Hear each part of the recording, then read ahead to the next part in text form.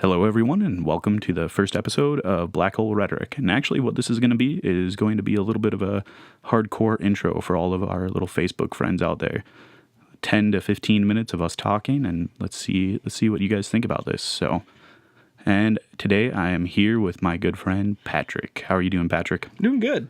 I'm kind of here to try and play devil's advocate when I can, and see what I can bring to the conversation.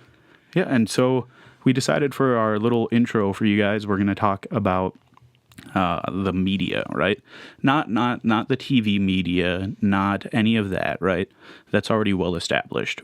Not the radio, whatever. But we're going to talk about the internet. I mean, the war. I believe there's a war going on right now over the internet and what the content, what type of content is available on the internet. What do you think about that?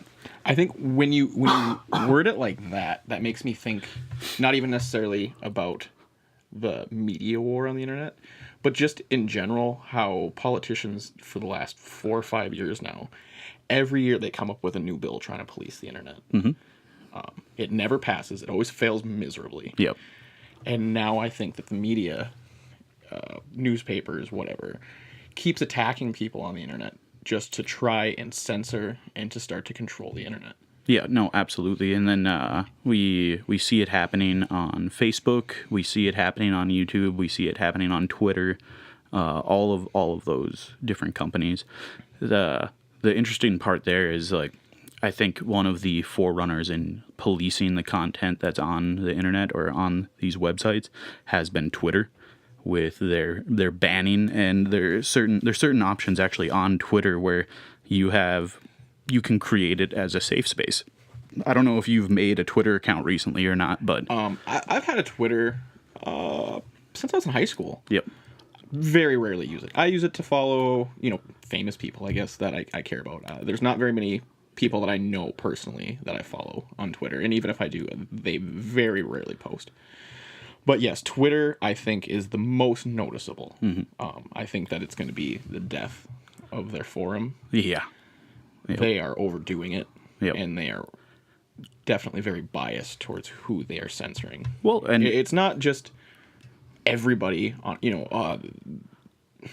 that's offensive. It seems to be a very politically powered agenda. Yeah, I would agree. I think it's politically motivated on who they are getting rid of and who they're not getting rid of. But the other aspect, so I wanted to kind of tell you about. So I was like you. I had a Twitter account for a long, long time. Never really used it. Started to get involved, and then I'm like, you know what? Screw this. I'm going to delete my Twitter account, and I deleted it. And then I'm like, oh shit, I want to follow some people. So I came back to Twitter and I created a new Twitter account. And while you create a Twitter account, you can actually check boxes now where basically flagging it's like, I agree not to put any bad stuff on my Twitter account. Check this box. And if you don't check it, it's going to filter it from other people. Because then the next box is, I want to see, stuff that, that would trigger. It's a trigger warning, basically. It's a trigger warning mechanism built into their website. I almost don't have a problem with that. I think there's nothing wrong with when you first join a website to choose what you want to see and what you don't want to see. A lot of websites now, they force you to tell them a few things that you enjoy before you even start using the website. They say, here's a list of 20 things. Click 3 things that you would like to hear about. Yeah, but I still can't help but feel like that is... If it ended there... Right. I think it would be a good policy. But I think that's just the beginning. Yeah, that's not where it ends. They start to try and police what they see. Yeah. Well, and especially, for me, my generation, I remember the world without the internet, where you didn't have a computer at home. And I know you do as well. I have trouble remembering, doing certain things before I had technology. But yes, yeah. I remember I was kind of in a late bloomer to getting into the internet. Yeah, but throughout our lifetime, we've witnessed this control growing over what we can and cannot say or do on the internet, and it's growing and steadily growing. It's been quick. Yep. I mean, I remember when I first started just even using the internet, there was no filters. Right. The only filters you could have is if your parents had a parental control filter and they chose websites or Yep. your school or work or whatever. But that was as far as it went. You could literally access anything with no repercussions to the people posting it or you seeing it. Yep. And now maybe the last 5 years, I think, is when it's really started to take off. Yeah, and I mean, so where is this going to be in another 5 years? Where is Facebook going to be? Where is YouTube going to be?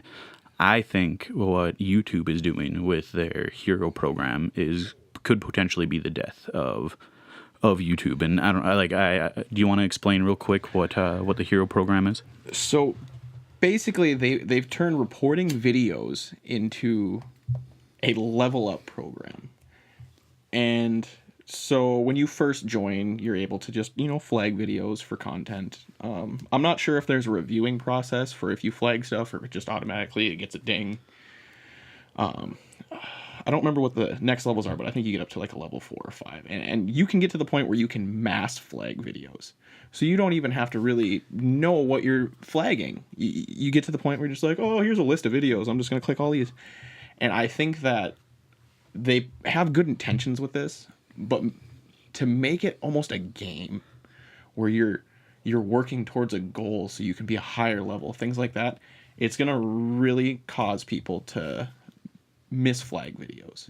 And it will really hurt the website in the long run. It's going to turn into Twitter. Right. Well, and in a sense, I think it actually is going to be worse than Twitter. Way, way, way worse than Twitter.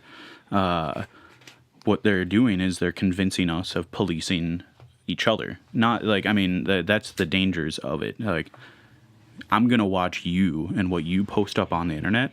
And if you do something bad, I'm going to get rewarded for it. That's something I feel is very, at its sense, a very dangerous game to be playing. Wow, I've never thought of it like that. And for you to put it like that, that's actually an extremely smart way to go about it. Yeah. Well, on their side, yeah, absolutely. It's genius. It's genius because they're going to reward people for watching each other and reporting each other on, that does not fit our box of what we want, so you are unacceptable. And where does the buck stop on that? What if I find white girls drinking Starbucks offensive? Can I report that? The list is always endless. Anything could be offensive. In some twisted way, somebody could find the most minuscule things and make them offensive. And then here's another equally kind of terrifying part of that I don't know if you thought about, is when these videos get flagged, there is this flagging system, but who is the one determining whether or not those videos get actually removed? It still goes right back to that YouTube company. All you're doing, or whatever company is using it, even Facebook, they are streamlining their process of finding material that they don't like, and they categorize it, and then they eliminate it. I'm sure, honestly, if we did a 15-minute talk about guns and put it up on Facebook, that would bring their attention. They would not like that one bit. I don't know if you know about that, but try posting up a picture of a gun and you're going to run into some issues. Like advertising, hey, I'm a firearms dealership. My name is Patrick, and I like guns. They don't like you right off the bat. So... No, and it's just steadily being policed by people, by our friends, and by whoever is out there. And it's really good to be aware of this kind of ongoing war that we have on the internet. This is one of those very rare optimistic moments that I have. Yes, they can police these individual websites, but they have to look at the bigger picture. Yep. The internet is still its own thing. So yeah, they can police their websites, they can choose what content's on there. And they can run those websites into the ground because the people that want to be free and be able to say whatever they want to say, they're just going to go start a new website. That's something I really hope people maintain, is that type of concept where if I don't like this, we can start over somewhere else. And as long as the internet still maintains that capability, the internet is going to be the best placed for free speech for all of these different things. I mean, And I don't want to sit here and say that Twitter is absolutely evil because of some of their political agendas, or well, specifically Twitter, because Twitter actually is privately owned, unlike YouTube or Facebook. But I mean, there still is good things, and it's still in a sense in a certain aspect an open form. Let's see. The Egyptian revolution was started off of Twitter. I don't know if you know about that, but like that is one of the core ways that actually was ignited. Yes, when Twitter first became popular, it was used for a lot of good things, and it had a lot of potential. But now its main focus is just become so political and focused on celebrities and things of that nature that it's drowning out any possibilities of things like that to ever happen again. Right. No, yeah, exactly. And I mean, where does this stop? Where do we stop this? And I mean, none of us are going to abandon our Facebook page, at least not quite yet, until there's a better alternative. But I mean, how do we go about preventing this from continuing? And it certainly isn't going to be getting involved in the government. I don't believe that will actually help at all. Because in a way, I think any government involvement in the internet, pro or con, is a dangerous game to be playing. I don't like them getting involved with it. So. No. Actually, to backtrack a little bit, you mentioning them banning the Facebook page, I think that we are due for, I don't want to use this word, but I can't think of a better term, a social media revolution. The social media pool has become stagnant. What is the last big social media website that's become popular and stuck around? Snapchat. Yeah. Yep. And Snapchat's been around for many years now. Yep. You have, dating sites, things like that, but I'm talking stuff that everybody can use. Yep. Something new is going to come along very soon. Yep. And blow Twitter and YouTube, whatever forum it becomes, it's going to take care of some of this statement. I hope so. It's kind of interesting that you brought up Snapchat, because one thing that I just recently heard about is that Snapchat is going to be going public. So they are going to be traded openly on the New York stock market, and it should be interesting because I'm sure it'll undergo some definite changes. And I'm sure you've witnessed some of those changes already in the last couple of years. They've reorientated themselves to be more profitable. How can they make money? Yeah, the profitability thing, but to be able to maintain something like that, they have to. To grow as a business, they have to. I don't see any problems with that. Yep. I am kind of concerned about them going public just for the simple fact that Snapchat has always been the forefront of controversy. Oh, yeah. And they take it with stride. They don't apologize for anything. And I think with them going public, I don't think you're going to see as much of that. It should be interesting. I mean, Snapchat has been the source of nudes for many years now. So what's going to happen when it becomes publicly traded? Is that going to be somehow censored out? Well, here's the thing. That's a slippery slope, because if they start to censor what you're Snapchatting, that means they're viewing what you send. And right now, at least I feel this way, that they do not pay attention to anything that you post, and they do not look at it.